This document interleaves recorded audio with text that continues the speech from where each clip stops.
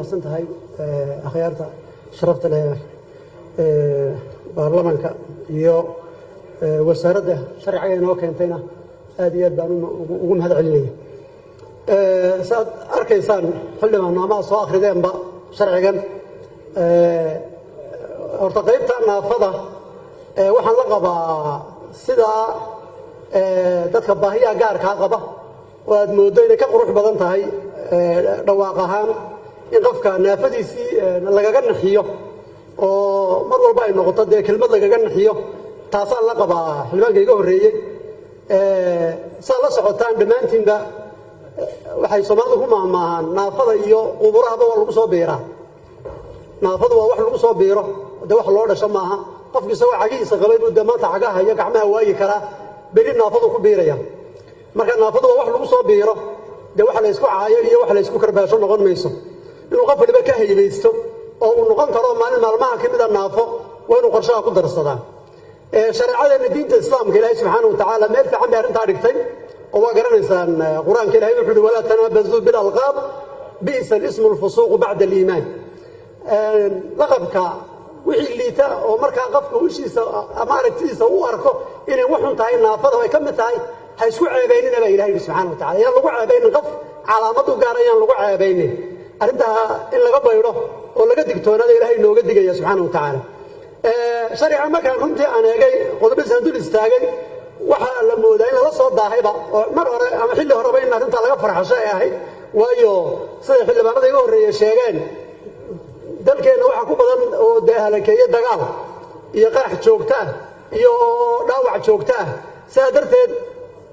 dadkeena naafada maanta ogtihiin qodobada kuwan wax ka oran lahayd baan ugu dhigan doonaa akhrimaha dambe maadaama ay mabaadi'da guud tahay inaan dul istaago wixii iga muuqda mabaadi'da ayaan ku soo koobaya gaar ahaan indhalaanta iyo dhagalaanta oo dalkeena dib fara badan ku haya oo ogtihiin qofku markuu indhala yahay sida wax loogu sheegayo waa gaar ama sida wax loo barayo waa gaar markuu dhagala yahayna waa la mid oo habka wax loo barayo waa gaar aniga markaas si gaar ah taabanaysa maadaama macallin ahaa dadka indhaha ama dhagaha dhibaato xoog leh wax barashada ka haysata dalkeena arintaas inaynu u istaagno ka ummad ahaan oo inuu xil iska saarno oo qofka indhaha sida wax loo bari lahaa ama qofka dhagaha sida wax loo bari lahaa mujtamaca ula jaan qaadi lahaa inaynu arinta xil iska saarno oo ka ummad ahaan inuu istaagnaa waa muhiim wasaaradda arinta maaragtay soo gudbisayna aad bay ugu mahadsan yihiin runtii arinta la xidhiidha salaamada iyo airboodada iyo masaajidada iyo jaamacadaha marka la gelayo ardu ama ay galayaan ama ay ka baxayaan oo aad moodo inaga markii la sameeyo inaan qorshaha inoogu jirin qof cagala ama qof dhaawaca ama qof dhutanaya aanu inoogu jirinba oo runtii arintaasi ay aad iyo aad farxumayn ugu tahay inaan madaariskii iyo jaamacadihii iyo masaajidadii loo sameeynin meel uu ku weysa qaato iyo meel uu kursi ku fadhiisto qofkii naafada oo aad moodo marka jaamacadda la tagayo 5,000 3,000 4,000 wiil inay dhammaantood caafimaad qabaan arintaasi waa arin runtii u baahan inaad hoos u eegtaan ka xildhibaan ahaan ummadeenu ay hoos u eegto oo ninkii jaamacad iyo madrasad sameynaya uu ku xisaabtamo halkay ka geli lahaayeen iyo halkay ka degi lahaayeen dadka naafada iyo halkay fadhiisan lahaayeen arrimahaasi waa arrimaha iga muuqda waana xagga tacliinta waana intaad moodo inta badan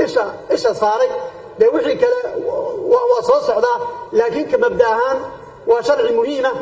aynu u baahanahay inuu dadajino aad wax looga qabto cidda marka gacanta ku haysana lagu kor joogtay haddii alla ka dhigo. Assalaamu alaykum wa rahmatullah.